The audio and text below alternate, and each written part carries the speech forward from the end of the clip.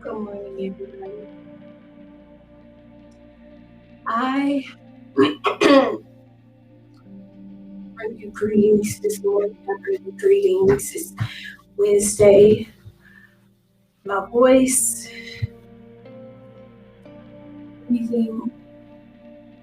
We just need to pray. Thank God for another day. Just thank God for another day that He has blessed us with. I'm so grateful. I'm so thankful. Listen, I'm gonna jump right into it. I'm not even gonna prolong it. We need to pray for our men. Men, sometimes us women, we don't even realize that men, they have a heavy weight on them to provide, to make decisions as the head. And it's a lot. It's as us women, we're looking to the men to solve problems, to take care of the finances. It's just different ways according to how you were brought up, how you feel the man is responsible for. And a lot of times the pressure gets to be so much for that man that he can just give up. He can give up, he can say forget it, he can abandon, you know, his responsibilities out of pressure because pressure busts pipes. And so what I want to speak to the women about today is about not giving up on our men. No matter if they messed up, if they can't seem to get it together, I'm telling you, if it's a brother or father or a husband, if they can't seem to get things in order and do the right thing, we just need to continue to pray for them. We need to continue to pray for them because prayer changes things, and God is able to take a person who seems to be the worst and bring the best out of that person. I've seen where God has moved mightily in some people's life, some men's life, where they used to be one way, they're completely, totally committed to God after God begins to bring about a change in them. So I'm bringing some hope today, and I want you to be encouraged that if you're out there and you have a man and he's not falling in line with God, if he's not treating you the way that you should be treated, especially if you're married, it makes all the difference. If you're married, you have to pray. You have to get down on your knees and pray. Prayer changes things. I know prayer in God begins to just do a work. It's not a work that happens overnight. It's not a work that happens overnight.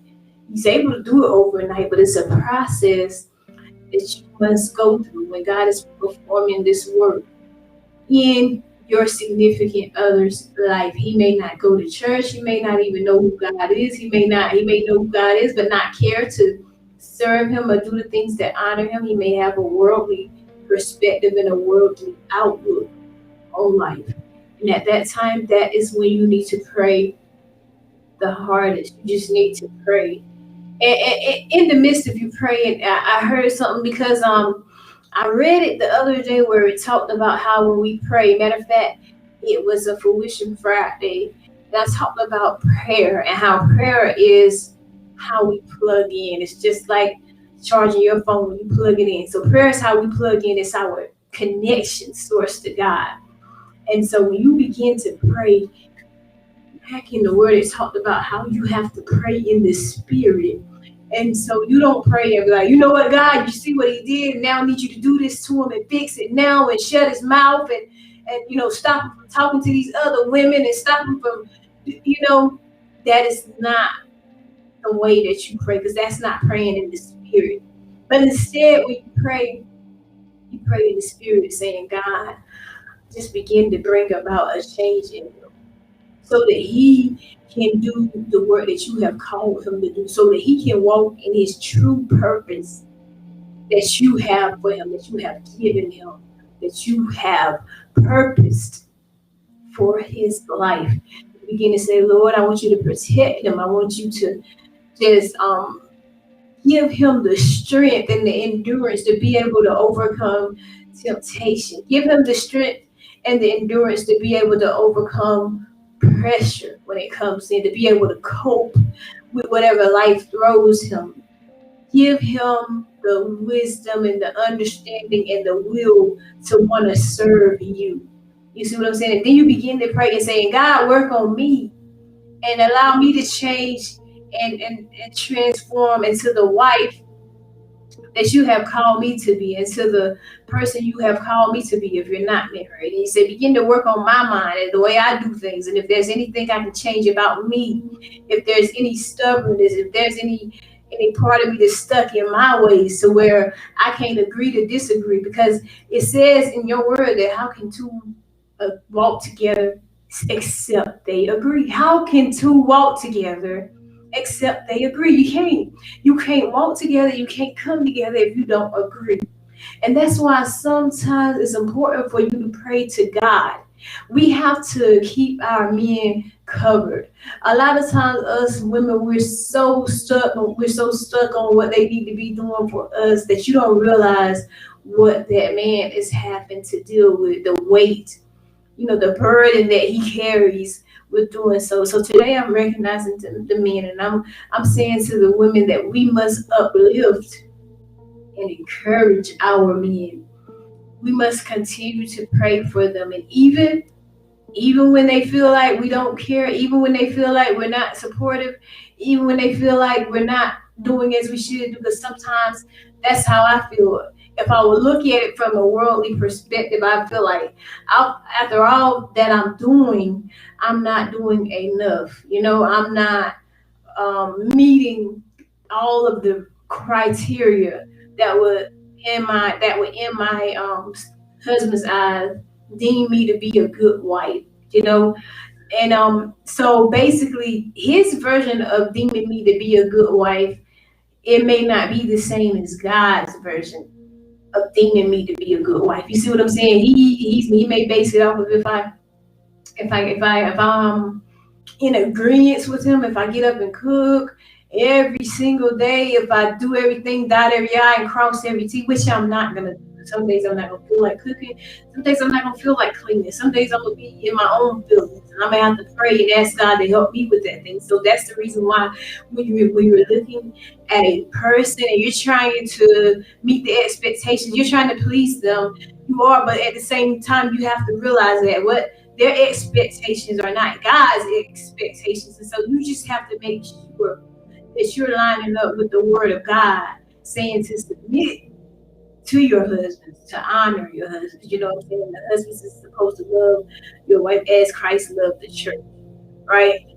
And the thing with that is we can't get it mixed up. We can't get discouraged when our significant other has said, you know what, you're not being a good husband, you're not being a good wife. You know what I'm saying?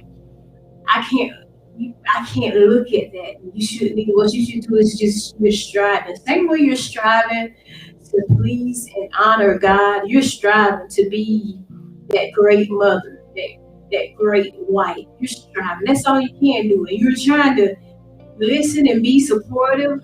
You're trying to be that listening ear, comfort. Some people don't like to be comforted.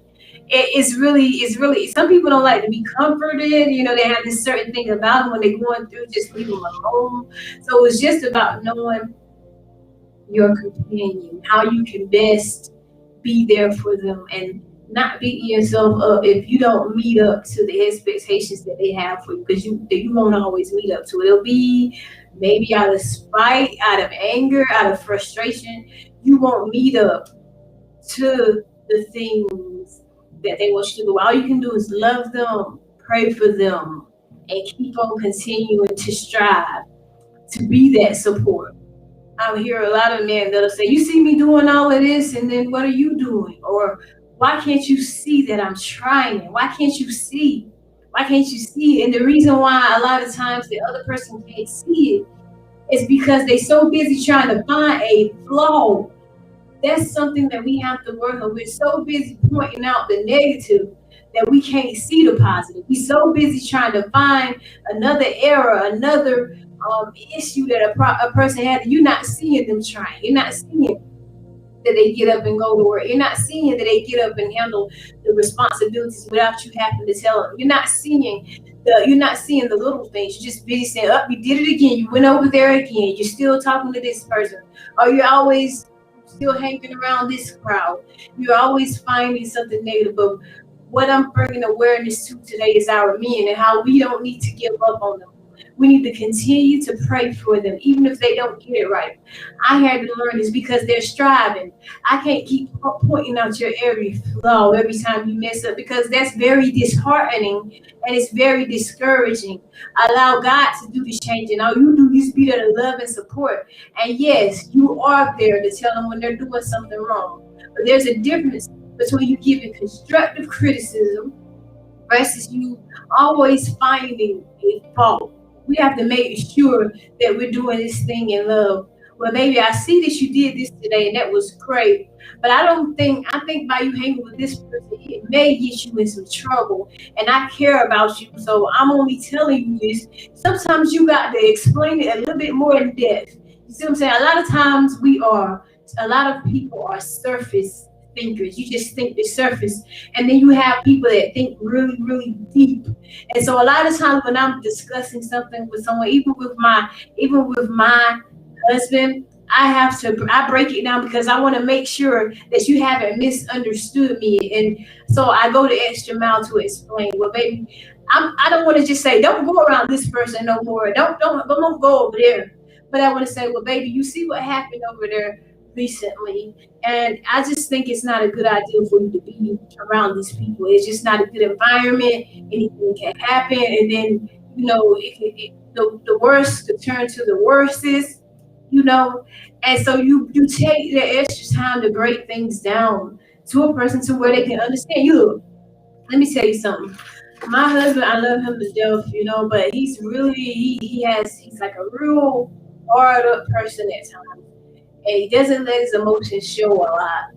And so he's got a real funny and unique way of dealing with things. You know what I'm saying? And so when it comes to him, I had to think about every way I could come.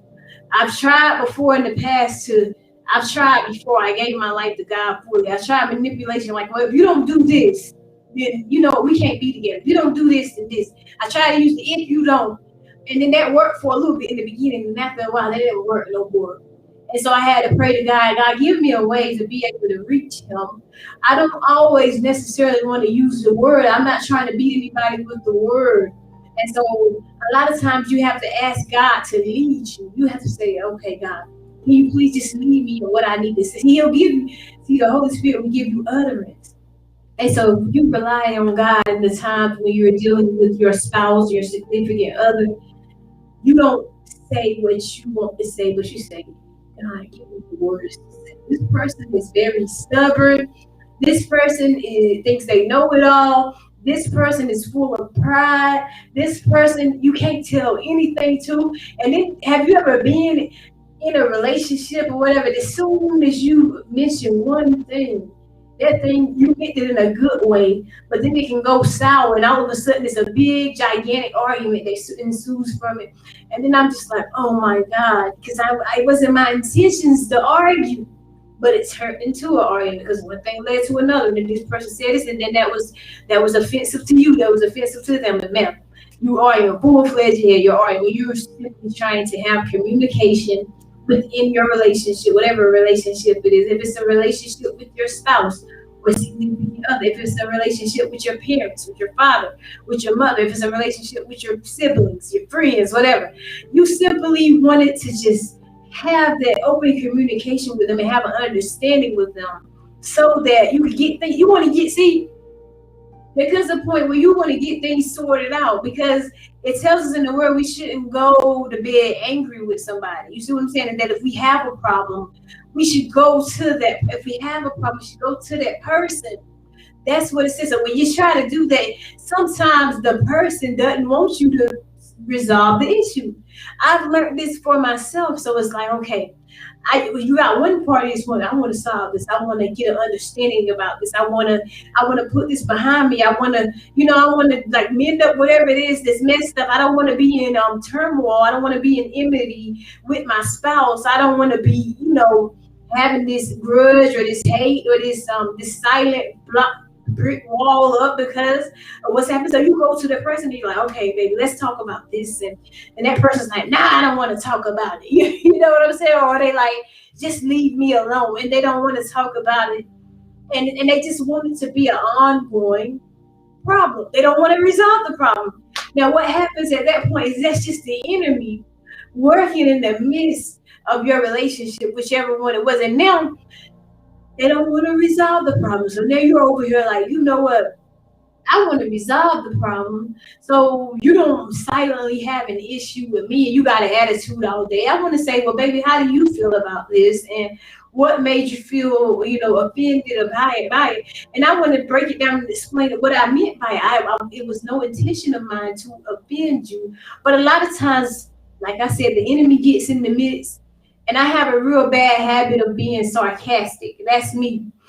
I have a real bad habit of being sarcastic. Sarcasm. My husband, he catches something to it. Of course, we come back to one another, either him or me, and say, listen, you might have to wait till that person cools down. You might have to wait. You gotta just try different methods. In other words, what I'm saying today is you don't give up on them. You don't. You have to have persistence. You got to be persistent sometimes. Sometimes you don't get it on the first try. Sometimes they still shun you away and push you away and say, leave me alone and don't talk to me again. But as God begins to work on a person's heart, and that's what it takes, you begin to pray, God, just work on this person's heart. I don't want to walk around with an issue, with a problem with them. But when I try to go to them and tell them, they like, just leave me alone, don't talk to me. It's okay. I see how it is. And then there's just this ongoing issue. But nonetheless, you try and you just go to them and say, look, I know you don't want to talk about it, but what I want to tell you is I'm not going to walk around with an issue or a problem. This is the way that I meant it. I'm sorry if you took it for me to mean it a different way. And when you're ready, we can continue talking about it or I can go into detail about it, but I'll let you cool off and I'll come back to it. And that 9 times out of 10, my husband, he always comes back to me and he said, well, yeah, you was right. And, I'm going to work. And he'll say, I'm going to work on this. And he goes, but when the argument was ensuing, it was so heated. It was so heated that it hurt feelings. You know what I'm saying? That it really raised my blood pressure out of anger. It got to a point of anger. But if you would just allow things to cool down, and that person 9 times out of 10 they'll come back to you in some form. And a lot of times I've learned too that some people just don't have the humbleness to come back to you and apologize. So when they've done you wrong, when they've done something, they'll just perform some type of action or something. They'll buy you something. Look, I bought you this, or I ordered you that, or a kiss or a hug or whatever, intimacy, and then that would suffice for an apology. And to some people feel like you didn't apologize or anything, And then to some, you just learn the love language of others, and you learn that they are apologizing, but just not in a verbal form. You see what I'm saying? And then at that point, you got to be the bigger person instead of be like, wow, I don't want to do anything. I don't want anything because you haven't apologized. You know what I'm saying? And so sometimes people don't have the first mind to apologize.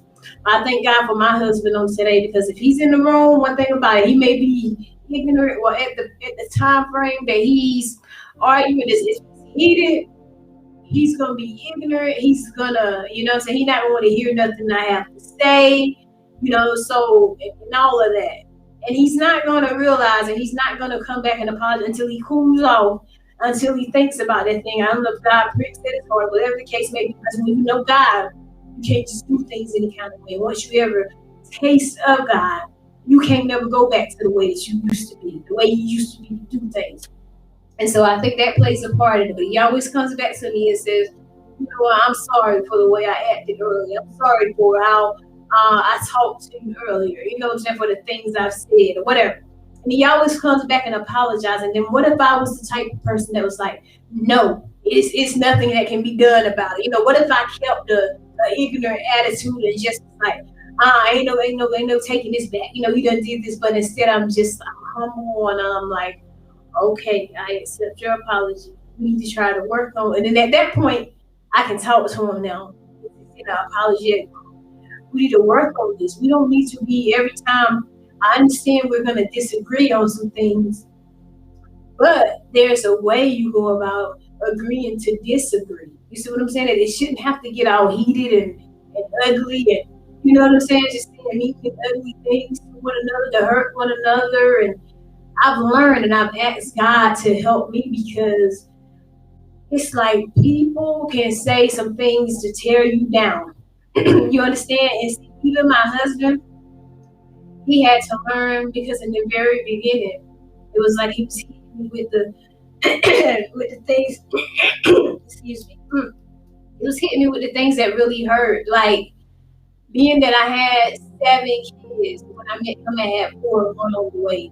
But he would always hit me with the, look at you with all these kids, or what was you doing during your life, or and he would always hit me with the low blows with my kids and the decisions I made and how I had them out of wedlock. Just and that's what we do when people have hurt us, or when we're trying to get the upper hand, or when we're in an argument, you choose to pick some things that hurt. And I ask God to help me to guard my tongue, because I don't want to hurt others, even if they've hurt me.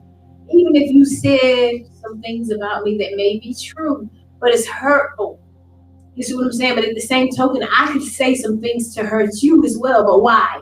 Why would I want to tear you down? You understand what I'm saying? So don't give up on our men. Don't give up on them. Thank God my husband is at home every night, but maybe it's somebody's husband out there that's not at home, that doesn't come home at night. Your husband might stay out all night, might be, I don't know, spending the night making up lies with another woman. You understand what I'm saying? But don't give up on them. You keep praying for them. Why am I telling you this? Because once upon a time, it was my husband. It was my husband that was out all time for the night. He calling, trying to find out where he's at. You understand? And at one point, it was my husband that wanted to live in a whole separate place from me, so he could do what he wanted to do. And he called us separated at the time. So once upon a time, it was my husband that wasn't doing right. Didn't want to go to church no more. You understand? Didn't want me. And you know what I began to do? Man, I began to, even when we wasn't staying in we were staying in separate places, I began to send that man every time I seen a Bible verse or something. I began to text him Bible verses. I began to text him prayers. I began to just speak over and into his life, hear me, and I began to pray for him, along with praying for strength from God for my own self, because it was a challenge, it was a struggle, and I could have allowed what I was going through at that time to tarnish me, and it almost did tarnish me. It almost did. It almost made me say, I'm gonna go out here and do what I want to do. I'm gonna go out here and date and cheat and sleep with. And it almost caused me to fail. I promise you it did. It almost caused me. And something clicked in my head and said, when God returns, when Jesus returns, you stand before him on judgment day. What are you going to say? Are you going to say, you know what, you saw what my husband did, and so this is why I did it? And God's going to say, no excuse. You had your own mind. You could have made a decision that you still were going to do right for the cause of Christ. You understand me? So let's continue to pray for him. And I watched God do a change in this man's life. And you know what? It was mainly because he had to go he went to prison. The thought of prison, when he called the charge and had to go before the judge, and the judge was offering the plea bargain was 30 years. That was the plea bargain. That was a warning from God to him. The plea bargain, y'all, was 30 years. We believed God and had faith. You understand me? That was not his end. That was not his end. We began to pray to God, God, would you give him another chance? I know you done gave him chance upon chance. 30 years, y'all. When we went back to court the next time, they dropped it down. They dropped it down to 8. We were in 8 years. All right, they some type of way it continued on. They kept getting his lawyer kept getting it continued. Mind you, the lawyer wasn't even a paid for lawyer. It was a court appointed lawyer. You understand me? I don't this was God. When I share this, I'm good. This was God right here. So he went before the judge, and they kept continuing. This is with the 8-year plea bargain. He didn't accept the plea bargain. He was going to go to trial. All right, and that's a risk too, because if you go to trial and you didn't accept the plea bargain, it's like your easy way out, supposedly, right? So they decided to take it to trial to try to get some witnesses up. Mind you, the police had a video of with their body cam showing that he was guilty. So they go into the room. We got one witness that's going to testify, whatever. And actually, my husband was actually in the room. You understand me? He was in the room. So they go into the witness. The witness is willing to say, whatever, take up for my husband. They look at that body cam, him and his lawyer, look at that body cam and actually see the proof in the body cam of him admitting something. And so at this point, I'm like, you're done. And so the lawyer was like, well, you shouldn't take it to trial because they got us like it's clear as day on the body cam that it shows him admitting. You know what I'm saying? He was acting a fool. He was drunk, so he didn't realize what he was doing. But they asked him a question. He admitted to what it was on the body cam. And this is it. We were at the 8-year plea bargain. Then we turned that down, and this is when we decided to go to trial. So we already turned the plea bargains down. And then once we decide that we'll go to trial, we see that body cam. The lawyer goes back in, and he says, he gets back in touch with us a month later or whatever. And when he does so, he says, okay, I got it down to just 13 to 27 months. And I said, thank you, Jesus. That's what we're going to have to go with. And my husband ended up doing 13 months in prison when he should have did 30 was the first. But that was the first plea bargain. 8 was the second. And he was guilty. And they had proof that he was guilty. But God stepped in and said, not so. I have a work for him to do. You understand what I'm saying? And he only did 13 months and got out. He got out, and it was a wake-up call for him. You understand? And he began to work on changing his life. He's not all the way there yet, but he's still a work in progress, and I can see so much progress in him, and I can see him trying. And I try not to focus on the bad so much, but instead I focus on the fact, okay, I can see he's trying. He's home. He's working. He's, you know what I'm saying? He's at home every night, So I can see him trying. So you give a person the benefit of the doubt that they're trying. You continue to pray for them. Don't give up on them. Don't give up on them. They need you. They need you not to give up. They need you to keep rooting them on. They don't need you to down them. They don't need you to turn your back on them because they ain't doing right, because you know how sin will has a way of drawing you in so deep that only God can get you out. You can't get yourself out of it. You'll be so deep in sin and temptation and just worldly things that the enemy has a way of just wrapping you up and tying you up in that stuff. So where it's not you no more, you can't even control it. You're trying to. That's the reason why we have to keep on praying for our men. I'm sharing my story with you because I look back at those times when that stuff was going on, and I couldn't believe it was me that was going through that. It was embarrassing. Come on, if you ever been in a relationship, in a marriage, and then that person used to seeing you and them together, as a couple, and all of a sudden now they with somebody else, or now they just wilding and just. And when they see that person with someone else and not you, next time they see you, they be like, "Wow, what happened? I seen, you know what I'm saying? My family, my stepmom, like I seen such and such in Dollar General with a woman, you know." And then I had to just say, "Well, yeah, right now he's doing his own thing." I had to have a ready answer in my mind. That thing hurt. It was embarrassing. It was humiliating. But I said, that's okay. I didn't realize it at the time, but I know that was building me for who God needed me to be, giving me that humility. That's what it did, because I thought I had so much pride in my marriage and being married and being with one person, and I had so much confidence and faith in that one person that they loved me. Well, they did love me. They just, you know what I'm saying, or that they would be loyal and faithful to me. I had to, until I learned, and God said, let me show you something.